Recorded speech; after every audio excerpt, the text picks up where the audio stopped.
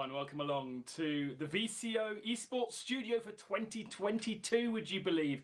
That means we've been going well over a year, and it's great to have you with us for this journey. We've got so much excitement for VCO coming up in the 2022, and of course we'll be talking to all the very best and most important people out there in the sim racing world across the year. And we kick off with some news because VCO always like to partner with the very best in sim racing out there. And so today we are launching a new partnership with AHU Endurance, and with us are famous racing drivers in the real world and of course virtual racing fanatics Nick Foster and Shane van Gisbergen, SVG. Great to have you all the way over there in Australia. Thanks for chatting with us.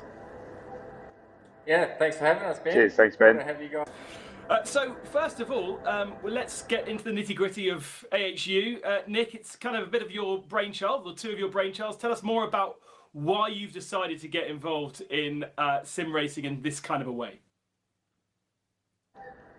No, I can't take full credit for this one, to be honest. Shane and I have always enjoyed our sim racing, and we found a bit of a hole in the endurance racing scene a year or so ago, and decided that we had a brand in AHU that was fun, funny, but serious at the same time, and sort of found a way into a position to sort of run the championship. So yeah, not my brainchild, definitely the two of us together, and without Shane and then Simon from the other side who ran the back end for us in season one, it wouldn't be possible. So yeah, really happy to have established what we've done and build something really cool that's for the really high-end guys as well as bringing new guys into the series. But in a whole, the season one was awesome, and we're super stoked to have VCO on board for season two. Nick, very much the smartest man we've ever seen on VCO Esports Studio. There's no doubt about that. SVG, what's that hole that you guys have identified? What makes your series different to others? Well, we did a few races together, and those series dropped off or ended or had a lot of things that we thought could have been done better. And we do love our sim racing in between our real racing, but we needed something that was properly officiated, had safety cars and cool classes. But while we wanted it to be serious, we wanted it to be a lot of fun as well. So I think last year on the Discord there was a lot of social chat, there was a lot of fun and a lot of banter, but once the racing started it was all pretty serious, and there was the protest forms getting filled out and everyone was having a crack. But I think 99% of people enjoyed it. We opened our sign-ups today and we've already pretty much sold out for season two. So I think we're sort of on the right track for what we want to achieve, and it seems to be like people are after the same thing we are. That's pretty awesome, and great to hear that pretty much signed up already. Nick, just tell us a little bit more about kind of sim racing over in Australia, because a lot of the events are kind of timed for the American and the European markets. So it must be quite a special journey for you guys when you jump into a race and are racing the best in Europe. Yeah, naturally for us, I mean, all our close friends and everybody are involved in our pocket of the world. So, I mean, even Shane and I, so I'm actually based in Europe now, currently in the Middle East.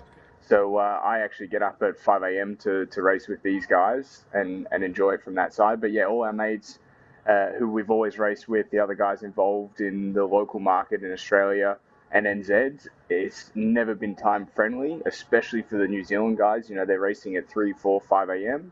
So to then service like that market, specifically the NZ, like the Kiwi guys who really love their motorsport, to finish at midnight, to be able to start at sort of 7 and actually have a championship that's focused on that is really cool. So yeah, from my side, I don't enjoy it so much. I'm not an early morning person. I'm certainly much more of a late night guy, which Shane can attest to. But yeah, 5 a.m. starts not always for me.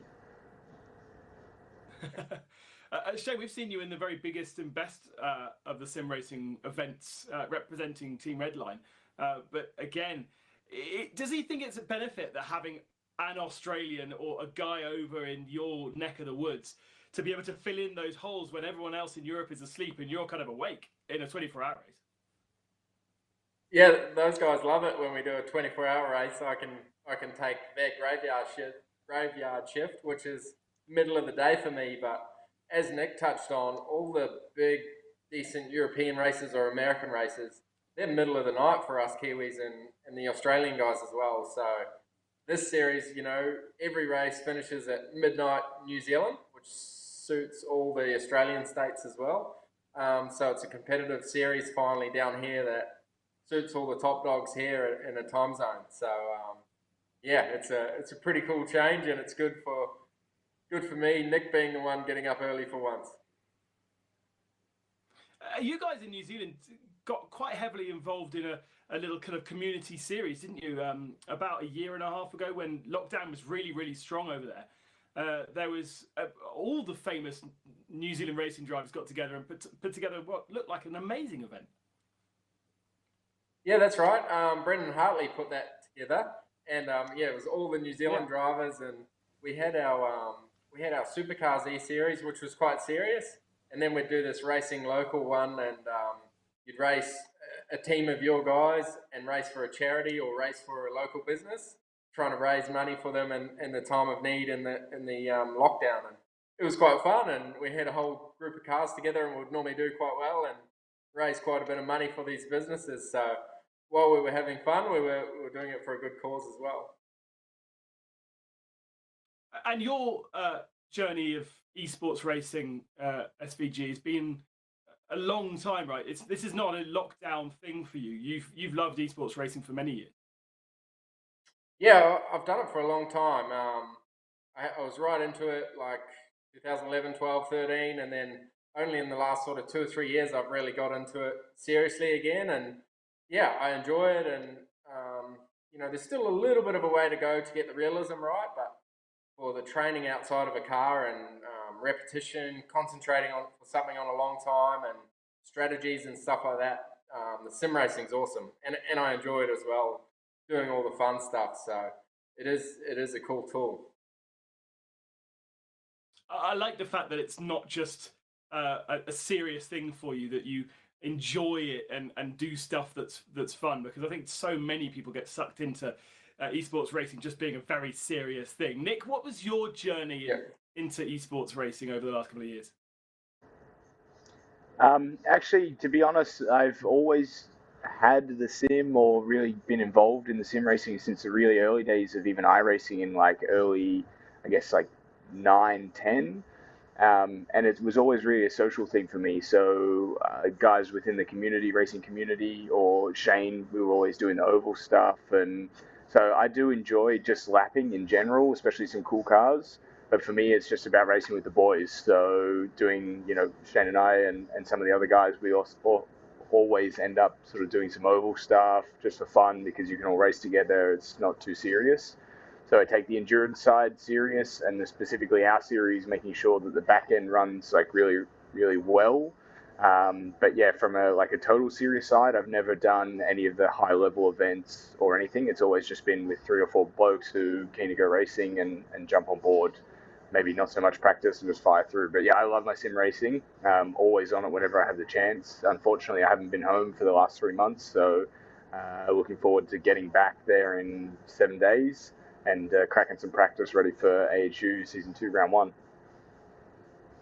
You mean you haven't got a rig in the Middle East with you? No, I don't, unfortunately. Oh, man, so some serious practice needed then to get back up to speed after a few months away. Yeah, it's quite surprising how quickly things change. Plus, I think I've missed the last 2 updates. And things have changed a lot. And I also haven't had a chance to drive the new Formula 1 car either. So I'm very, very excited to get stuck in and try that. Yeah, absolutely. That's going to be... I'm the same, actually. 3 months away from my rig. There's normally a rig right here, but there's just an empty space. I can't wait to get involved in iRacing. Has it always been iRacing for you, Nick, or is there other platforms? Have you been involved in other things that have drawn you to different platforms? Being involved in a few different companies within sort of the sim racing. So it started actually R Factor 2 in the early days, but naturally, as we know, some of the other platforms are a little bit more complicated to do endurance racing, which is my true passion, really, to be honest. So iRacing just makes that quite simple. It does it really straightforward to race guys and meet guys all around the world and race at any time slot, any car. It's been the key for me. I've tried my hand with a little bit of some other sims like ACC, and most recently with the virtual Le Mans. I had a crack at that when I was able to and I wasn't busy doing other stuff. But yeah, for me, iRacing is sort of home now. It's the closest to what we expect. As Shane said, there's still a little ways to go with certain aspects. But for sure, it's the way forward. And I think the other side is the diversity too. It's not just kind of we drive one specific car on one type of racetrack. We can drive any cars on any type of racetrack. We can have fun races with the boys. We can do some oval stuff, which I'm actually quite passionate about, like NASCAR and dirt racing as well. So yeah, it's just a variety, really. And Shane, would you agree with that iRacing for the moment has it most nailed of all the different platforms in your experience? Yeah, but also really I haven't touched much other things in the last few years. It's just been iRacing for me, and I do love the dirt rally games as well. I play that quite a lot, and I did some of the rallycross series races last year, which was awesome. But yeah, I just stick with iRacing. It's easiest, what I know, and just stick with that stuff. Nick was talking about getting together with the boys and having some racing. I'm privileged to be part of some of those WhatsApp groups and channels that exist out there. And what I find amazing is it's not just professional racing drivers racing professional racing drivers. You've got all of the guys in the garage, anybody who's interested in sim racing, whether it be mechanics, engineers, people from the media, all coming together and sharing the passion of racing. Your mates. Yeah, exactly. And it could be anyone. It could be the bloody plumber or whatever. They could jump on and they're as quick as you or faster on iRacing. It's crazy, and that's the thing I love about it. It could be anyone on any type of equipment, on a cheap simulator, and they could still jump on and smoke everyone. I think that's the best thing about sim racing. It's available to everyone, relatively affordable, and you just jump on, go for it any time of day, and you can have a bit of fun with it, and that's part of it as well. When you're all talking to each other and giving each other shit, it's that makes it more enjoyable too. I mean, the competitive juices start to flow if you can see the plumber in front of you. Surely you're starting to feel like, hey, hang on a second, I'm a champion. I'm a multiple champion here. I can't let the plumber win. Oh, at my age now, I appreciate it though. I'm like, oh, well, that's awesome. He's quick, and I do try hard, and I grind pretty hard to be the quickest guy. But if someone's quick, like whenever I race against Max Benecke or Gianni Vecchio from the Redline team, their style and the way they drive is just awesome. And it's I have to raise their level, learn how to drive, and you just respect that and appreciate that. Like I don't think ever raced a real car, and the way they drive is like a real racer would, but they're faster. And that's the cool thing about it. Guys maybe who haven't had the opportunity can get to the top level in sim racing and still make money. It's cool. And you have obviously being part of Redline, you've got that kind of feel and association with Max and what he's managed to achieve. Yep. And incredible to hear him talking about sim racing the last couple of days. Something was released that David Coulthard did with him. Just how he gets involved with the likes of Max Benecke, Gianni Vecchio. Do you lean on them when you go into a sim race and ask them questions and see what you can do better? Are you getting advice from the sim guys for your virtual participations? Yeah, 100%. But there's things we can help with that they don't look outside their little box that Max and I have experienced, or some of the other real drivers in the team. With setups, you can make the campers offset and stuff. That's stuff they've never thought of before or never had to do. So there's a lot of information that flows both ways. But for sure, on the driving stuff, compared to those guys, it takes me a long time to get there. And I think the last event I did seriously was the Road Atlanta race. That went quite well for us, but amount of hours practicing that we all did was probably 20 plus hours for those races, and just long runs and setups and comparing each other's data and pushing each other along. And and the end result was the 3 redline cars were the quickest. But how open everyone is and how they all work together and compare and share, that's how a real race team works. And before you try and beat yourselves, you try and beat everyone else, and the team works. It's a really cool atmosphere to be a part of. Almost more preparation than perhaps real world, when you have the opportunity to do that many laps, that many hours. You just can't do that in the real world, can you? Oh, I wish I could have a new set of tyres every time I drove out of the pits. That would be awesome, but yeah, it doesn't quite work like that. Let's refocus then on AHU and the Endurance Series. What can the VCO viewers, Shane, expect from your championship? What makes it different to others? Yeah, well, I think it's been cool last year the way we've done the safety car system, and how that OSR and Simon Black set that up. We do a complete wave around, so the GT cars can catch the back of the field and don't lose a lap or get stuck a lap down, and that sort of separates the field and doesn't ruin the classes.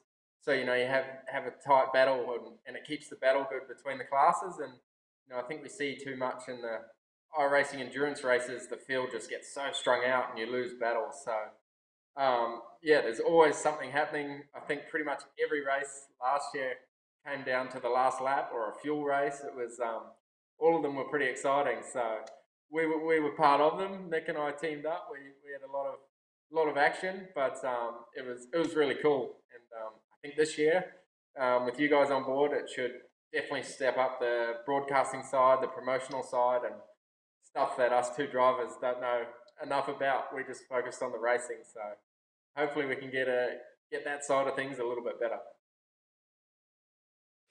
And personally for you then, will we see you out much in the virtual world, or is your real world, now that the borders are starting to open, able for you to do a bit more racing in Europe? Because you used to enjoy endurance racing in Europe. Yeah, I don't think I'll be able to get back there this year again. Hopefully you can do Le Mans, but I'll see. Finally, the dates work for that. But yeah, I don't think I can do a full European GT season this year. It's still too hard and too risky to not be allowed to get back. But yeah, I'll do the Daytona 24 on iRacing in a couple of weeks with the Redline guys, and then the week after that is the first AHU round. So busy couple of weeks for that coming up. Well, thank you very much to Shane van Gisbergen and also Nick Foster, who had to leave us. Very smart man, smart things to do, unfortunately. So we lost his connection, but great to have SVG with us. It's been on my bucket list for a long time to speak to Shane. And so thank you very much for the 2 of you for joining us, even on these weird, wonderful time zones. Yeah. Thanks a lot, mate. Nice to speak to you guys. See you soon. And as you well know, there is plenty of stuff coming up in the sim racing world over the next couple of weeks. Shane mentioning the Daytona 24 Hours on iRacing coming up. Of course, Le Mans 24-hour virtual coming up very, very shortly as well. Possibly the biggest sim race. We've got the EROC Championship happening at the start of February. And of course, the most important, ERL, or the ERWC, at the end of January, right here on VCO. So much more as well happening too. Those are just the things at the top of my head right now. But make sure you join us here on the chat show every week. We will have the very best and news from all of those different events. And until then, get your rig back going again, because I know it's probably been put away for Christmas, and enjoy your sim racing. Bye-bye for now.